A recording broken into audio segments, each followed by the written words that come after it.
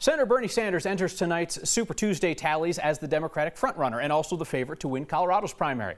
President Trump's team thinks that a Sanders nomination would put Colorado in place. So let's discuss that with Joe Salazar, the Colorado co-chair for the Sanders campaign, and Kristi Burton Brown, who's the vice chair of the Colorado GOP. So Kristi, first to you.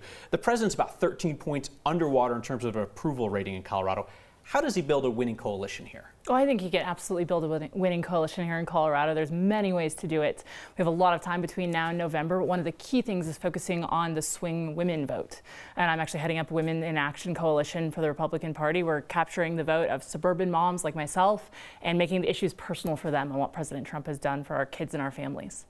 Joe, what do you think when you hear concerns that Sanders as the nominee is a gift to Republican Senator Cory Gardner? Well, I don't think Cory Gardner actually wants any part of Senator Sanders being the nominee. Senator Sanders is wildly popular here in the state of Colorado. He won the state of Colorado by 20% in 2016. He's going to win it tonight. He actually knows how to build coalitions. He doesn't go around offending Latinos or other communities of color or the LGBTQ community.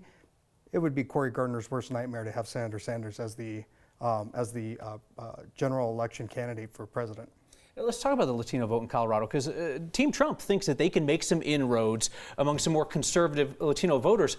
But that's been a strength of Bernie Sanders throughout the Democratic nomination process. Well, it's also been a strength of President Trump. If you look at 2016, it was one of the first times a Republican has ever won Pueblo County, for example, which has a very big Hispanic population. And President Trump carried that by a lot because it's working class people who care about their jobs. President Trump has delivered on that. And it's those kind of messages. And Sanders, unfortunately, he's done a lot of things that are really unpopular among Colorado voters, like trying to get rid of fracking entirely. He just has a single-payer health care system. Colorado voters have overwhelmingly rejected that, including our Hispanic friends.